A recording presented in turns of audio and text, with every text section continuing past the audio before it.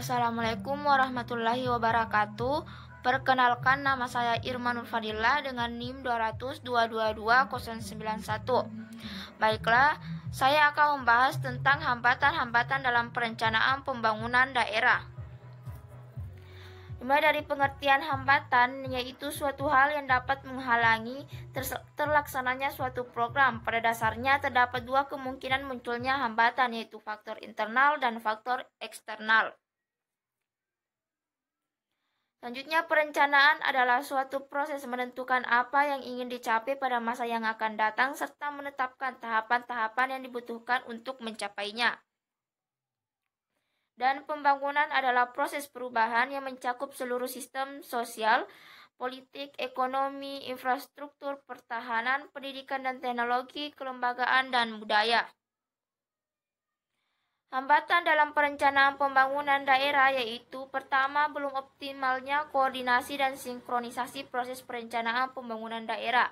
Yang kedua, belum efektifnya pengendalian dan evaluasi kebijakan pembangunan daerah. Yang ketiga, belum terintegrasinya sistem perencanaan pembangunan dan penganggaran.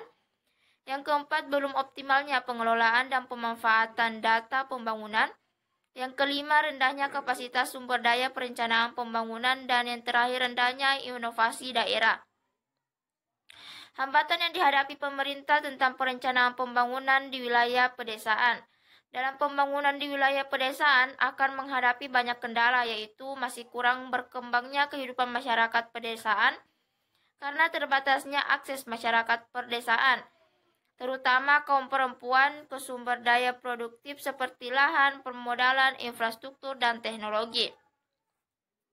Hambatan-hambatan dalam perencanaan. Yang pertama, kurang pengetahuan tentang organisasi, kurang pengetahuan tentang lingkungan, ketidakmampuan melakukan peramalan secara efektif, dan yang terakhir, kesulitan perencanaan operasi-operasi yang tidak berulang.